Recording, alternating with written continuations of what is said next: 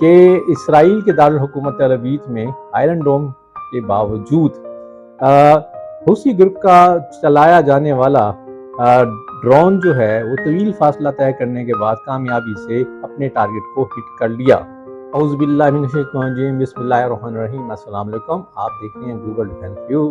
اور آج کا ویلاگ شروع کرنے سے پیشتر آپ نے ابھی بھی گلوبل ڈیفنس ویو کو سبسکرائب نہیں کیا تو آپ گلوبل ڈیفنس ویو کو سبسکرائب کر لیں تاکہ آپ کو دنیا بھر سے ڈیفنس سے ریلیٹڈ نیوز اور انالیسز جو ہے وہ پیش خدمت رہیں۔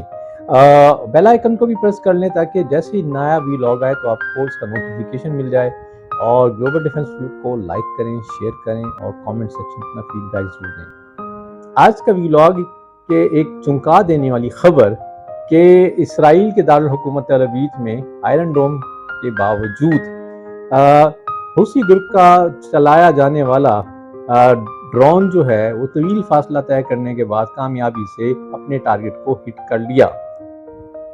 اسرائیل کے ترجمان نے کہا ہے کہ حوثی گروپ کی طرف سے داغا جانے والا سماد-3 نامی ڈرون ہے جس کی رینج کو بڑھا دیا گیا ہے، نے کامیابی سے اس تل ابیب میں ٹارگٹ کو ہٹ کیا ہے۔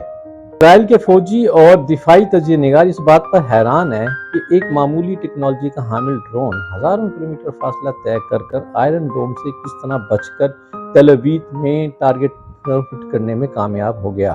رات کے 3 بجے اس ڈرون سے ہونے والے دھماکے کے نتیجے میں 1 شخص ہلاک اور 10 زخمی ہو گئے۔ اگرچہ اس ڈرون نے یو ایس ایمبیسی کے قریب ایک عمارت کو ہٹ کیا، اب لیکن یہ واضح نہیں کہ آیا ٹارگٹ یو ایس ایمبیسی تھا۔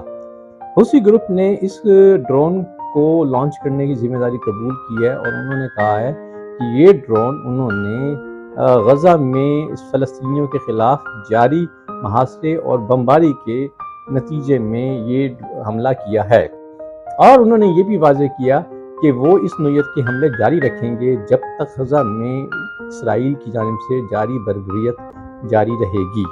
اسرائیلی فوج کے ایک ترجمان نے کہا ہے کہ یہ ڈرون جو ہے سماد-3 نامی ہے، اگرچہ اس کی رینج میں اضافہ کیا گیا ہے۔ اس سے قبل حوثی اس ڈرون کو سعودی عرب، امارات اور اسرائیل شہرالات میں حملوں میں بھی استعمال کر چکے ہیں۔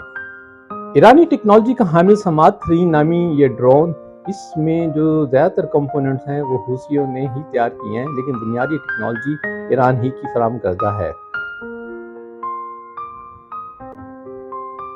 اور جو حیران کن بات یہ ہے کہ یہ ڈرون تقریباً 1500 سے 2500 کلومیٹر تک مار کر سکتا ہے۔